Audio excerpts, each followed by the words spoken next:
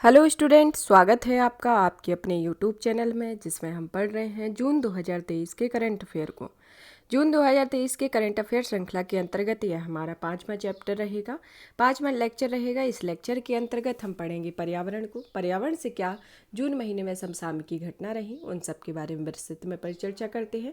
चलिए तो स्टार्ट करते हैं आज के हमारे पहले टॉपिक के साथ। पहला टॉपिक आता है हिंदू कुश हिमालय में ग्लेशियर के संदर्भ में। ग्लेशियर इन हिंदू कुश हिमालय के संदर्भ में की सुर्खियों में किस तरीके से रहा, इससे संबंधित तथ्यों के बारे में पढ़ते हैं। कुछ हिंदू कुश हिमालय के बारे में पढ़ेंगे, इनके प्रभाव के बारे में, इनमें आने वाली चुनौतियों के बारे में, चुनौतियों के संदर्भ से संदर्भित सभी के बारे में विस्तृत में परिचर्चा करते हैं। सुर्खियों में क्यों रहा है? International centre for integrated mountain development ने हिंदू कुश हिमालय के लिए water ice society and ecosystem शीर्षक से एक रिपोर्ट जारी की है। तो यह रिपोर्ट किसके द्वारा जारी की गई है? International centre for integrated mountain development के द्वारा। अब जानते हैं कि international centre for integrated mountain development के संदर्भ में क्या क्या तथ्य रहे हैं। यह एक इसके संदर्भ में देखें तो यह एक अंतर सरकारी ज्ञान और प्रशिक्षण संगठन है जिसे 1983 में स्थापित किया गया था। यह जलवायु और पर्यावरण जोखिमों, हरित अर्थव्यवस्थाओं और संधारणीय उपायों पर ध्यान केंद्रित करता है। इसमें अफगानिस्तान, बांग्लादेश, भूटान, चीन, भारत, म्यांमार, नेपाल, पाकिस्तान इसके सदस्य देश हैं। जिसमें 22 रिपोर्ट ने एच पर जलवायु परिवर्तन में निम्नलिखित प्रभावों को रेखांकित किया है। इनके अंतर्गत पहला प्रभाव आता है ग्लेशियर। ग्लेशियर के संदर्भ में देखते हैं कि विगत दशक में तुलना में हिमालय के ग्लेशियर में 2010 के दशक में 65% से अधिक तेजी से पिघले हुए हैं। वैश्विक तापमान में 1.5 डिग्री सेल्सियस से 2 डिग्री सेल्सियस के बीच की वृद्धि के कारण 2015 की तुलना में 2100 तक ग्लेशियर्स का वॉल्यूम 30 से 50% तक हो जाएगा। जल सुरक्षा के संदर्भ में देखें कि जल सुरक्षा में ग्लेशियरों के तेजी से पिघलने के साथ सदी के मध्य तक एच क्षेत्र की अधिकांश नदी घाटियों में जल स्तर अपने चरम पर पहुंच जाएगा। साथ ही यह सदी के अंत तक समग्र जल उपलब्धता में कमी आने की भी संभावना है। पीक वाटर एक ऐसा चरण होता है जिसमें ग्लेशियर के पिघलने से होने वाले ताजे जल की आपूर्ति को उच्चतम स्तर पर पहुंच जाती है। इसके संदर्भ में अब आता है खतरों में वृद्धि के संदर्भ में कि आने वाले दशक में ग्लेशियर के पिघलने से बाढ़ और भूस्खलन, बड़े हिमस्खलन, हिमनद झील के टूटने से आने वाली बाढ़ जैसे खतरे का खतरे बढ़ने का अनुमान है। जिसमें 21वीं सदी के अंत तक इन जोखिमों में 3 गुना वृद्धि होने का अनुमान है।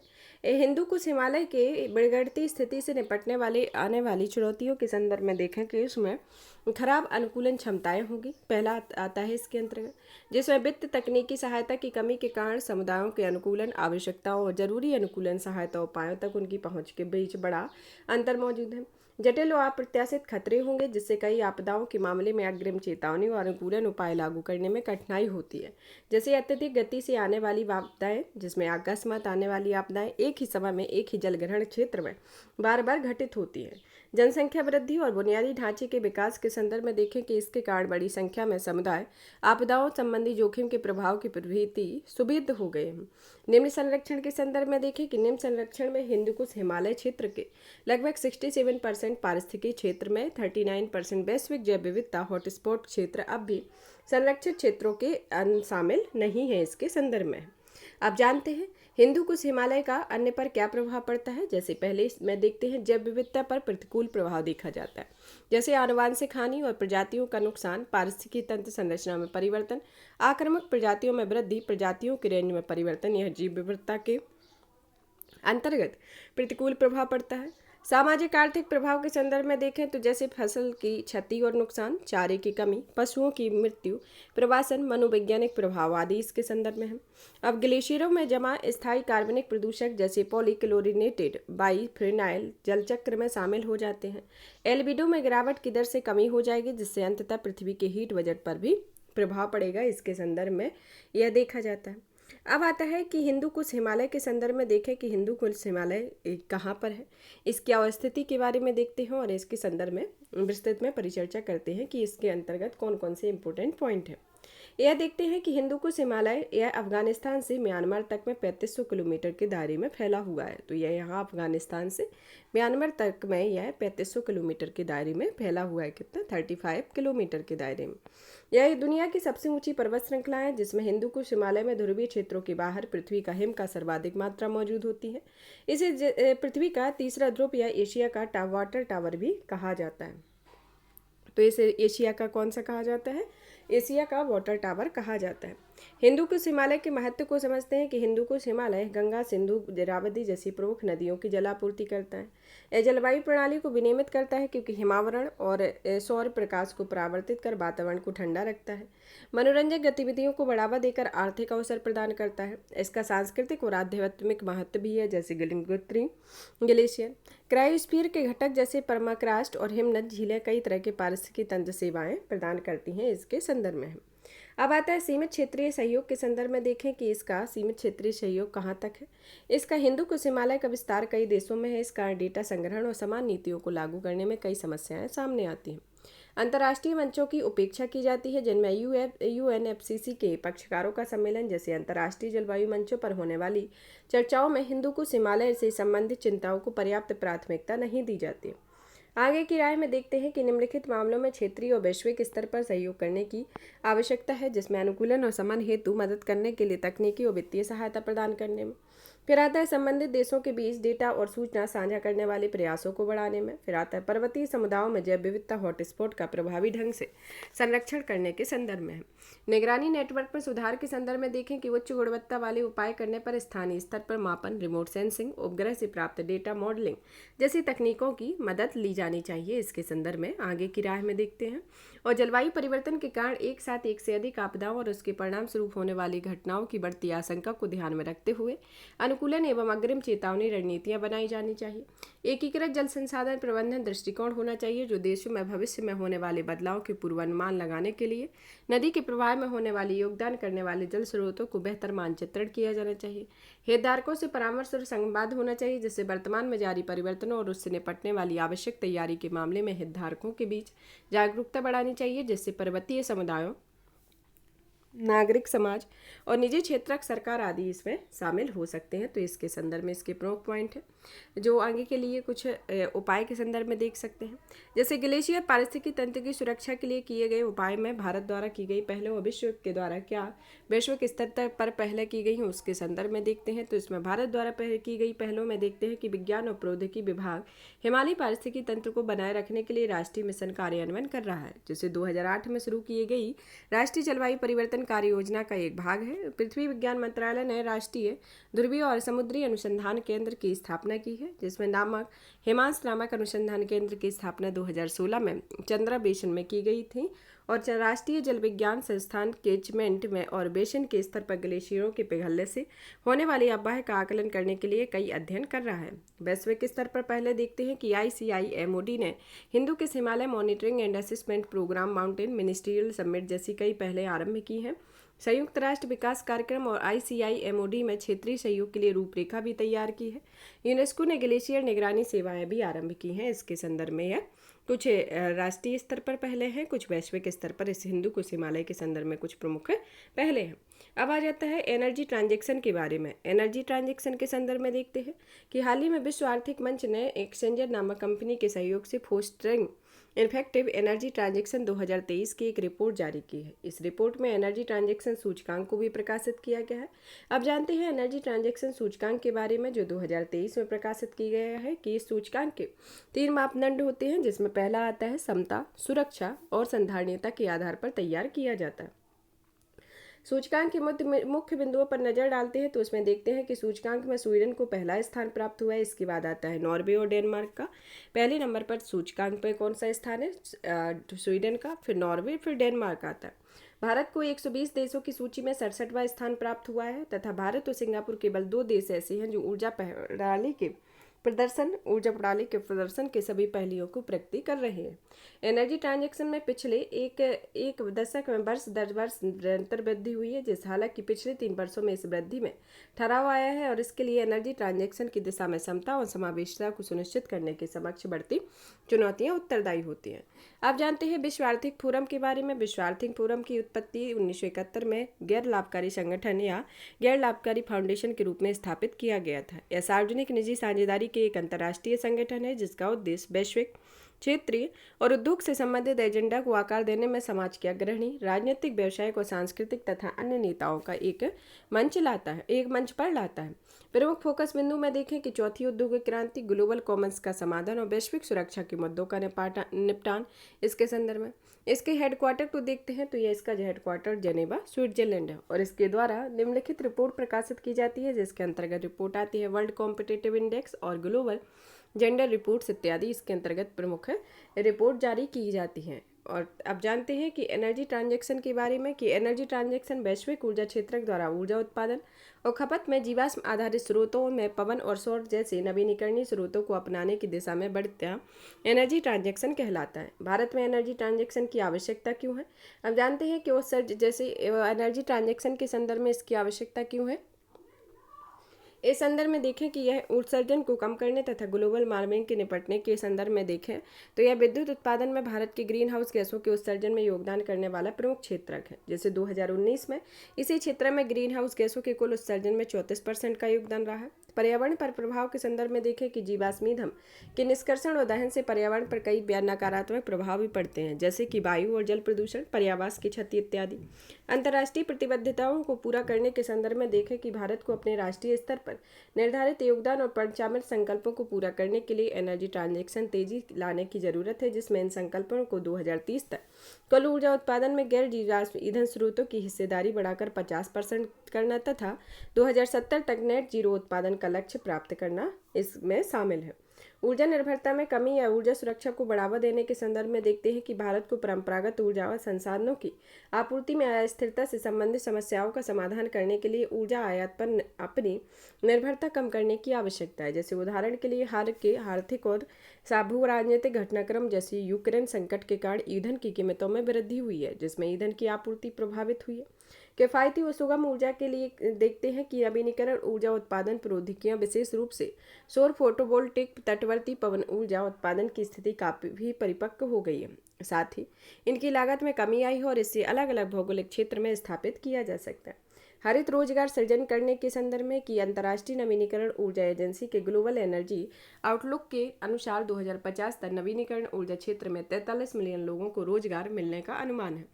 अब जानते हैं एनर्जी ट्रांजैक्शन से जुड़ी चुनौतियों के बारे में कि इसके अंतर्गत पहली चुनौती आती है कि पारंपरिक स्रोतों पर अधिक निर्भरता के संदर्भ में कि जून 2023 तक भारत की कुल स्थापित ऊर्जा क्षमता में जीवाश्म स्रोतों से प्राप्त ऊर्जा का 50% से अधिक था। वित्तीय बाधाओं के संदर्भ में देखते हैं कि कुछ अनुमानों के अनुसार भारत की वर्तमान ऊर्जा प्रणालियों में एनर्जी ट्रांजैक्शन के लिए 2015 से 2030 तक की अवधि के दौरान 6 से 8 ट्रिलियन अमेरिकी डॉलर तक का कुल निवेश की आवश्यकता होगी। हाल ही में इंटरनेशनल रिन्यूएबल एनर्जी एजेंसी ने एनर्जी ट्रांजैक्शन के लिए निम्न लागत वित्त नामक रिपोर्ट जारी की है। इस रिपोर्ट में G20 और अन्य देशों में एनर्जी ट्रांजैक्शन के लिए कम लागत वाली पूंजी की उपलब्धता को बढ़ाने की आवश्यकता को उजागर किया है, जिसमें इंटरनेशनल रिन्यूएबल एनर्जी एजेंसी तथा नवीन एवं नवीनीकरणीय ऊर्जा के सहयोग से जारी किया गया। निजी क्षेत्र को की कम भागीदारी का होना, न्याय संगत तरीके से ट्रांजैक्शन सुनिश्चित करना, केंद्र व राज्य सरकारों के लक्ष्यों तथा उनके क्रियान्वयन में तालमेल का अभाव होना और जिसे राष्ट्रीय स्तर पर लक्ष्य का राज्य की प्राथमिकताओं को टकराव हो सकता है। जैसे उदाहरण के लिए कोयला संपन्न राज्य कोयले के उपयोग को प्राथमिकता दे सकते हैं। इसके अलावा एनर्जी ट्रांजैक्शन विद्युत क्षेत्र से संबंधित उच्च डिस्कॉम घाटे जैसे पुराने अनसुलझे मुद्दों को अधिक बढ़ा सकते हैं। इससे राज्य की अर्थव्यवस्था भी प्रभावित हो सकती है। प्रौद्योगिकी की उपलब्धता का होना, जिससे कि भारत में अभी तक व्यापक पैमाने पर कम कार्बन उत्सर्जन वाली प्रौद्योगिकियों के विनिर्माण का अभाव रहता है।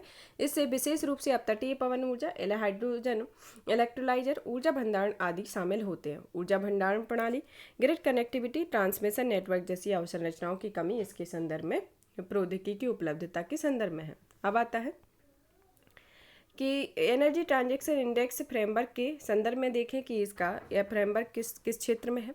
इसमें फ्रेमवर्क में आता है विनिमय और राजनीतिक प्रतिबद्धता के संदर्भ में, नवाचार के संदर्भ में, वित्त और निवेश के संदर्भ में, अवसंरचना के संदर्भ में देखते हैं। फिर आता है शिक्षा और मानव पूंजी के संदर्भ में इसका इंडेक्स को समझते हैं।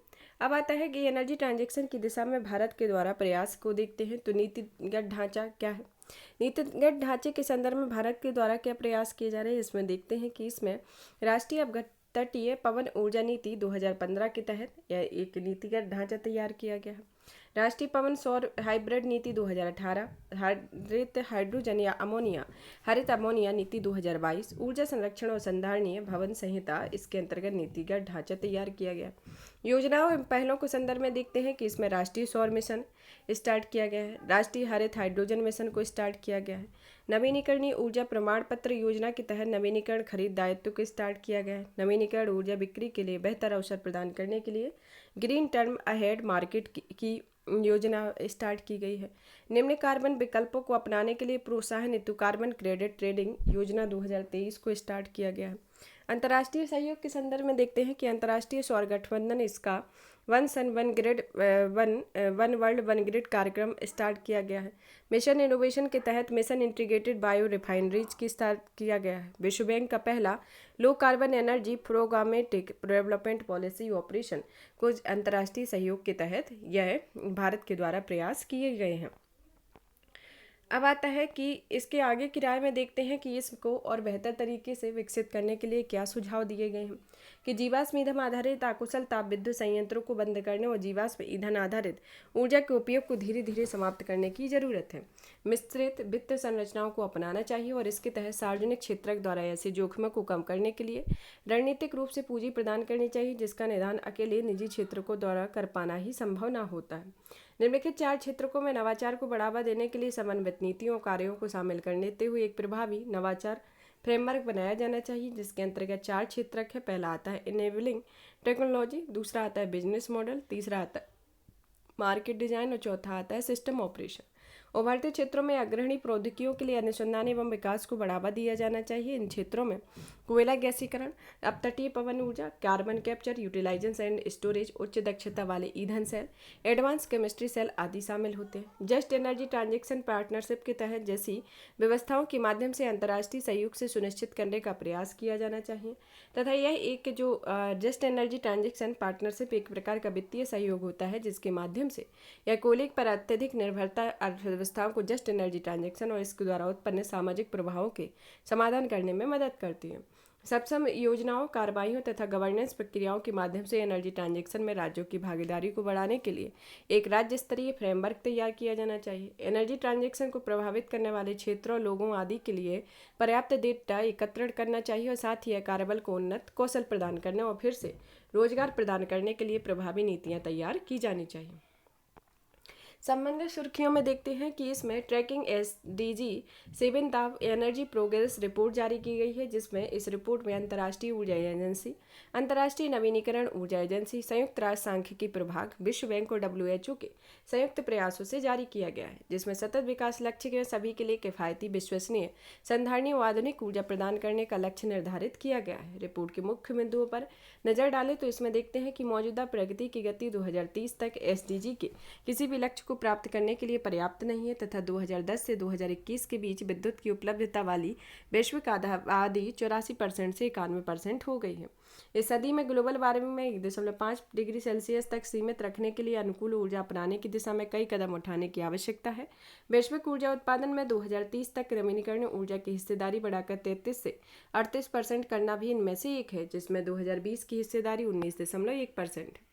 अब आता है कोयला आधारित ताप विद्युत संयंत्रों के लिए उत्सर्जन मानदंड अनुपालन के संदर्भ में कि हाल ही में centre for science and environment ने कोयला आधारित ताप विद्युत संयंत्रों द्वारा सल्फर ऑक्साइड में उत्सर्जन संबंधी मानदंडों के अनुपालन की स्थिति का आकलन किया है, जिसमें centre for science and environment पर्यावरण संबंधी मुद्दों के लिए कार्य करने वाला एक गैर सरकारी संगठन है। इससे संबंधित तथ्यों को देखते हैं कि इस आकलन की रिपोर्ट को केंद्रीय विद्युत प्राधिकरण द्वारा उपलब्ध कराई गई डेटा पर आधारित होती है, जिसमें केंद्रीय विद्युत प्राधिकरण केंद्रीय विद्युत मंत्रालय के तहत कार्यरत एक प्राधिकरण है। केंद्रीय विद्युत प्राधिकरण के अंतर्गत यह एक प्राधिकरण है, जिसमें CSE ने यह आकलन किया है कि विद्युत संयंत्रों में फ्लू गैस डिसल्फ्राइजेशन उपकरणों को लगाने की स्थिति के आधार पर किया गया है। फ्लू गैस डिस सल्फराइजेशन, यह जीवाश्म ईंधन आधारित विद्युत संयंत्रों की एग्जॉस्ट फ्लू गैस से और अन्य सल्फर डाइऑक्साइड उत्सर्जित प्रक्रियाओं से निकलने वाली गैसों से सल्फर डाइऑक्साइड को अलग करने के उपयोग की जाने वाली एक तकनीक होती है। यह क्या तकनीक होती है? यह जीवाश्म ईंधनों के आधारित विद्युत संयंत्रों की एग्जॉस्ट फ्लू गैस से या अन्य सल्फर डाइऑक्साइड उत्सर्जित प्रक्रियाओं वाले गैसों से सल्फर डाइऑक्साइड को अलग करने के उपयोग करने की एक तकनीक है गैस सल्फराइजेशन। अब जानते हैं इसके संदर्भ में कि केंद्रीय विद्युत प्राधिकरण के बारे में किया है। केंद्रीय विद्युत प्राधिकरण क्या है? इसका मुख्यालय नई दिल्ली में है। इसकी उत्पत्ति विद्युत मंत्रालय के अंतर्गत एक सांविधिक संस्था के रूप में की गई थी, जिसका गठन विद्युत अधिनियम 2003 के तहत किया गया। इसका विजन देश में सभी उपभोक्ताओं को पर्याप्त गुणवत्ता वाली विश्वसनीय 24/7 विद्युत आपूर्ति सुनिश्चित करना है। हालिया कदम में देखें कि वर्ष 2022 से 2032 की अवधि के लिए राष्ट्रीय विद्युत ऊर्जा अधिसूचित की गई, जिसमें डिजाइन, निर्माण, परिचालन और रखरखाव के लिए दिशा निर्देश तैयार किए गए हैं। कोल एस पॉइंट का वार्षिक प्रमाणीकरण किया गया है आदि इसके संदर्भ में है। अब आते हैं इसके कार्यों को देखते हैं कि यह राष्ट्रीय विद्युत नीति से संबंधित मामलों को सलाह देता है, साथ ही विद्युत प्रणाली के विकास में अल्पकालिक और परिप्रेक्ष योजना तैयार भी करता है, जिसमें अध्यक्ष सहित 14 सदस्य होते हैं, जिसमें केंद्र सरकार से प्रसाद पर्यंत पद धारण करते हैं। अब रिपोर्ट के मुख्य बिंदुओं पर नजर डालें तो जिसमें देखते हैं कि अब तक 5% के टीपीपीज में ही सल्फर डाइऑक्साइड उत्सर्जन मानदंडों का अनुपालन किया गया। 17% टीपीपीज सल्फर ऑक्साइड उत्सर्जन मानदंडों संबंधित अनुपालन के प्रारंभिक चरण में है। अब जानते हैं टीपीपीज के लिए उत्सर्जन मापदंड के बारे में कि यह पर्यावरण, वन, जलवायु परिवर्तन मंत्रालय ने पहली बार वर्ष 2015 में टीपीपीज को होने वाली सल्फर डाइऑक्साइड, नाइट्रोजन ऑक्साइड तैसे पारे के उत्सर्जन से नियंत्रित करने के लिए पर्यावरण संबंधी उत्सर्जन मानक निर्धारित किए हुए हैं। ये मानक पर्यावरण अधिनियम 1986 के तहत जारी किए गए थे और वर्ष 2021 में सरकार ने भारत में अधिकांश टीपीपीज के लिए उत्सर्जन मानकों के अनुपालन को सुनिश्चित करने वाली समय सीमा बढ़ा दी गई है। अनुपालन संबंधी 3 श्रेणियों में उनके निर्धारित समय सीमा के संदर्भ में की अवस्थिति और क्षेत्रों को देखते हैं तथा इन्हें के अनुपालन के संदर्भ में सुनिश्चित करने वाली संशोधित समय सीमा को देखते हैं। इसमें टीपीपी के संदर्भ में देखें कि यह राष्ट्रीय राजधानी क्षेत्र में 10 किलोमीटर के दायरे से 10 लाख तक की अधिक आबादी वाले क्षेत्रों के संयंत्र है। इसे 31 दिसंबर 2022 से बढ़ाकर 31 दिसंबर 2024 तक कर दिया गया है। गंभीर रूप से प्रदूषित क्षेत्रों या राष्ट्रीय परिवेशी वायु गुणवत्ता मानकों को पूरा करने के लिए विफल रहने वाले शहरों के 10 किलोमीटर के दायरे में स्थित संयंत्र है, जिसे 31 दिसंबर 2023 से बढ़ाकर 31 दिसंबर 2025 तक कर दिया गया है। अन्य सभी संयंत्रों के संदर्भ में देखें कि ये से 31 दिसंबर 2024 से बढ़ाकर 31 दिसंबर 2026 तक कर दिया गया है।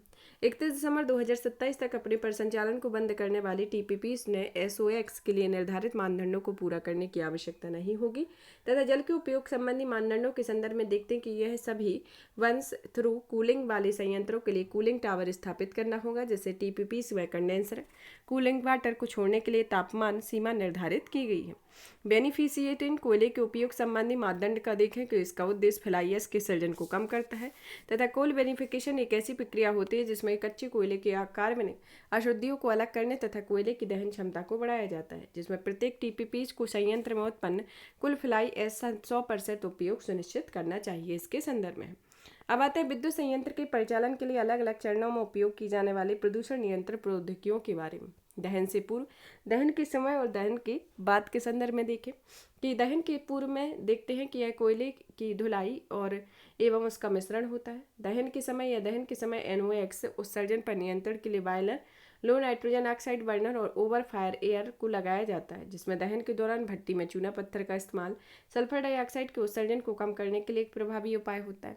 दहन के बाद देखें कि यह निम्नलिखित के लिए प्रौद्योगिकियां उपलब्ध कराता है, जिसमें SOx उत्सर्जन, फ्लू गैस डीसल्फराइजेशन, NOx उत्सर्जन के लिए सिलेक्टेड कैटेलिक, सिलेक्टेड नॉन कैटेलिक तथा डिरेक्शन होता है। पार्टिकुलेट मैटर उत्सर्जन में देखते हैं कि इलेक्ट्रोस्टैटिक प्रोस्पेरिटेक्स के लिए एक फैब्रिक या फिल्टर होता है।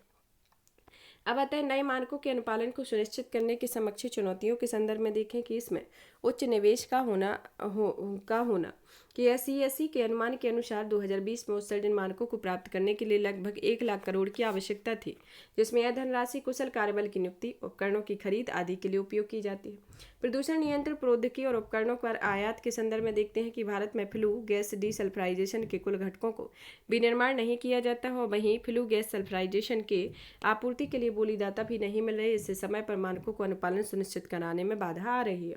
कोविड-19 महामारी के प्रभाव के संदर्भ में KFGD संबंधी योजनाएं बनाने, टेंडर जारी करने तथा कार्यान्वयन पूरी करने की प्रक्रिया को देरी हुई है। उत्सर्जन मानदंडों के उल्लंघन करने पर बहुत कम जुर्माने के संदर्भ में किया उत्सर्जन मानदंडों को पूरा करने वाले ताप विद्युत संयंत्र लगातार काम कर रहे हैं। रिपोर्ट के दिए गए सुझाव के संदर्भ में देखें कि यह संयंत्रों को आर्थिक प्रोत्साहन देता है।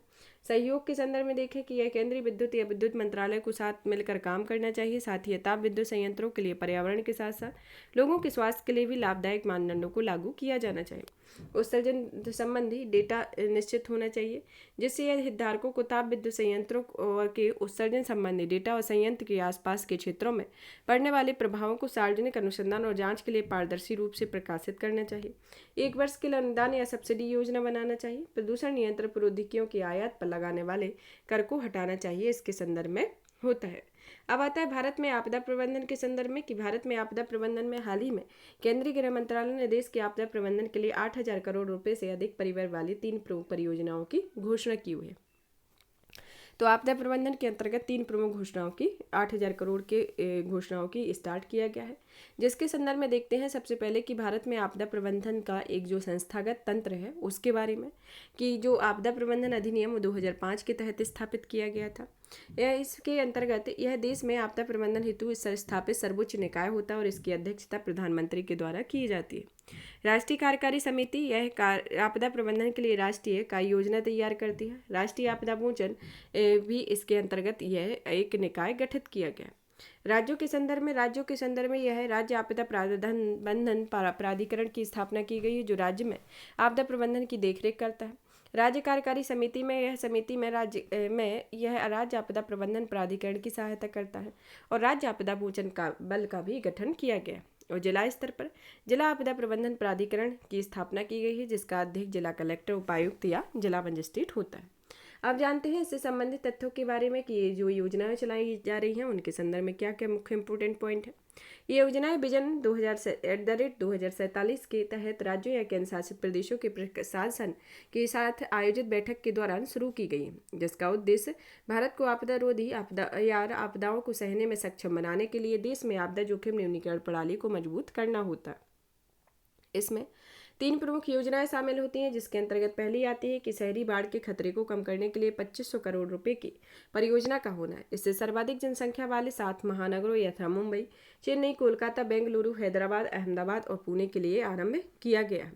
फिर आता है 825 करोड़ की राष्ट्रीय भूस्खलन जोखिम शमन परियोजना, जिसे जोखिम शमन हेतु 17 राज्यों तथा केंद्र शासित प्रदेशों के लिए आरंभ किया गया। अग्निशमन सेवा के विस्तार और आधुनिकीकरण के लिए 5,000 करोड़ रुपए की परियोजना स्टार्ट की गई, जिसे सभी राज्यों के लिए आरंभ किया गया है।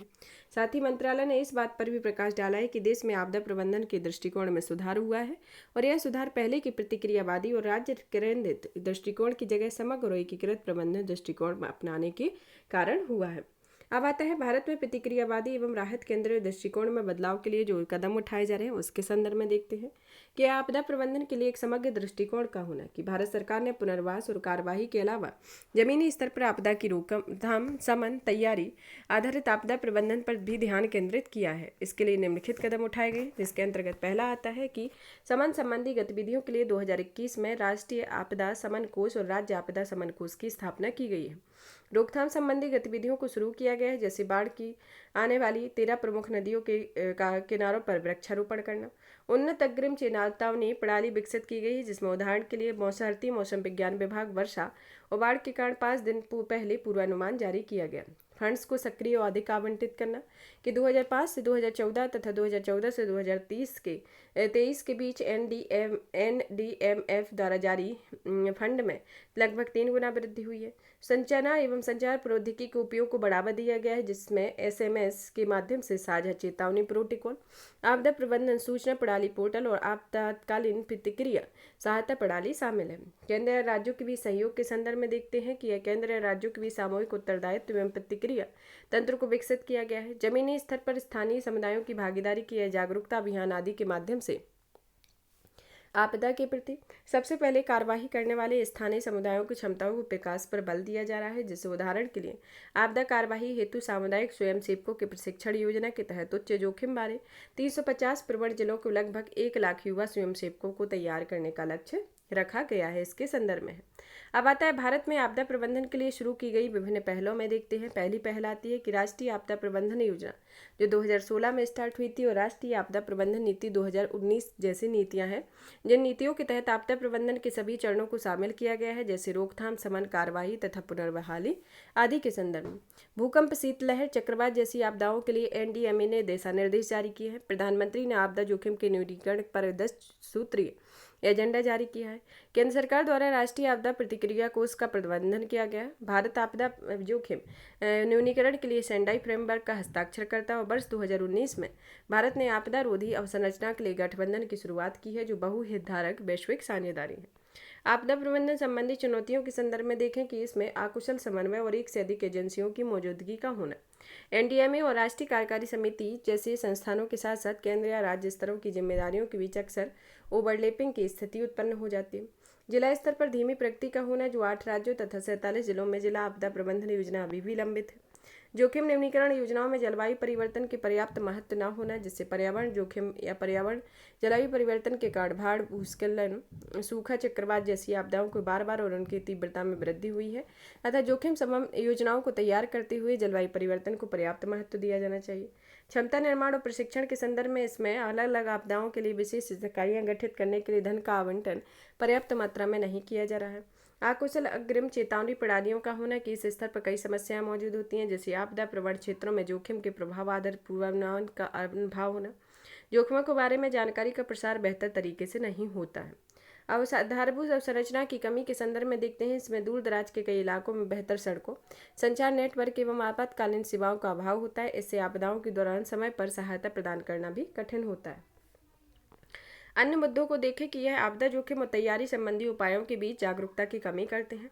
भवन निर्माण के लिए बनाए गए कानूनों जैसी कई नीतियों के अनुपालन से सही नहीं किया जा रहा है तथा सही समय पर केंद्रीय सहायता उपलब्ध नहीं होती है इत्यादि इसके संदर्भ में।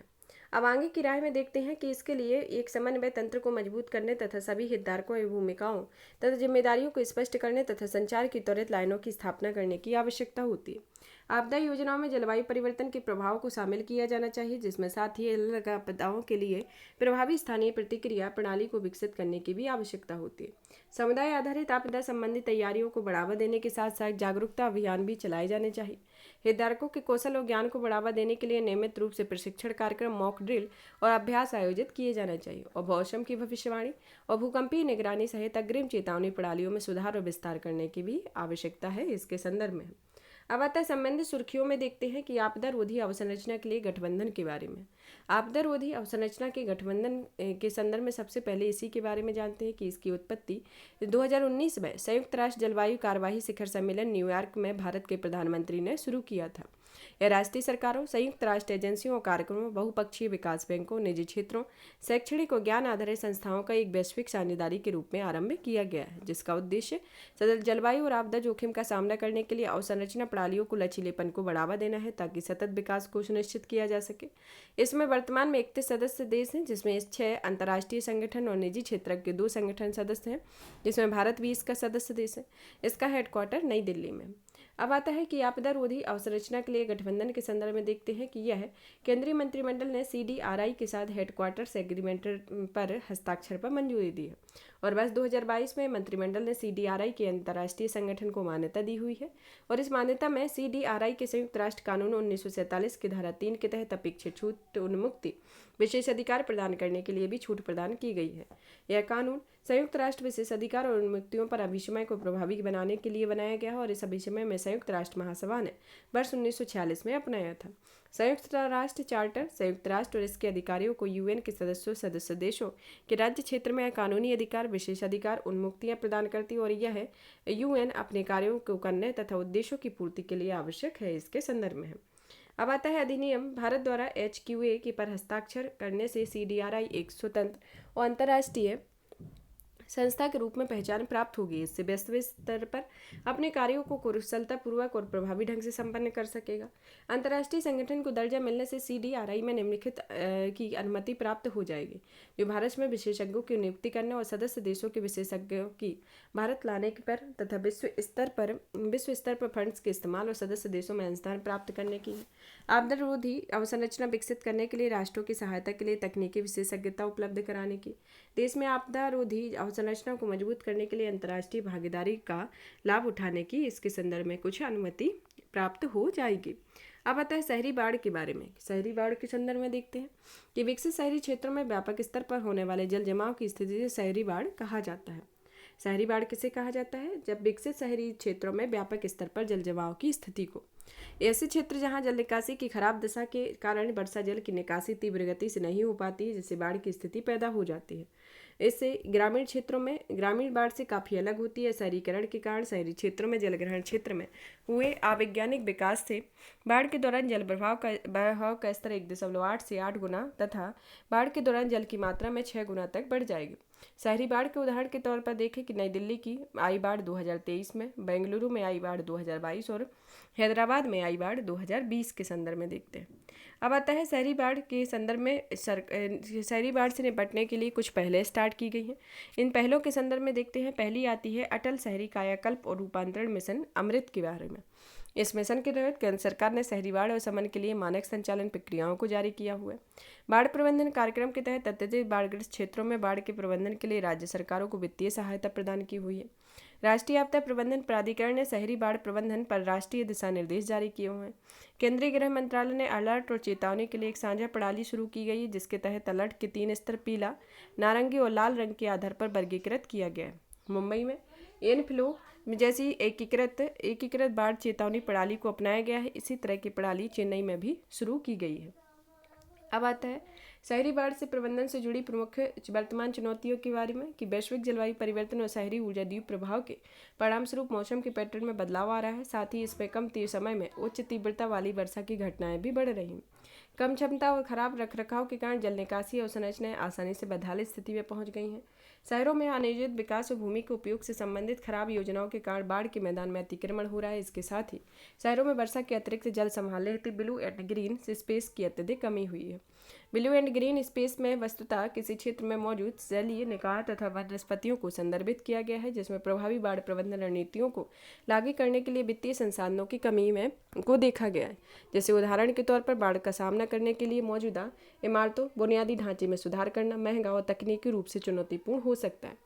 आगे की राह में देखते हैं कि वाटरशेड भूमि उपयोग योजना को क्षेत्रीय विकास योजना में शामिल करते हुए एकीकृत पारिस्थितिकी दृष्टिकोण को अपनाने की आवश्यकता है। जल निकासी प्रणालियों की क्षमता को बढ़ाने की आवश्यकता है। इससे शहरों में अतिक्रमण को हटाकर वैज्ञानिक पद्धति के आधार पर वर्षा जल के हेतु निकासी प्रणाली को फिर से तैयार करना चाहिए और बाढ़ के खतरे के स्तर तथा संबंधित क्षेत्र का विस्तृत मानचित्र तैयार करना चाहिए और शहरी जल निकायों के संरक्षण और जीर्णोद्धार करना चाहिए और इसके लिए शहरी झीलों को कानूनी संरक्षण प्रदान करना चाहिए, जिससे संबंधित अतिक्रमण को हटाया जाना चाहिए। यहाँ पर इस टॉपिक को फिनिश करते हैं। यह हमारा पार्ट 1 होगा और भी इसी तरीके के वीडियो को देखने के लिए चैनल को लाइक करें, सब्सक्राइब करें, शेयर करें। धन्यवाद।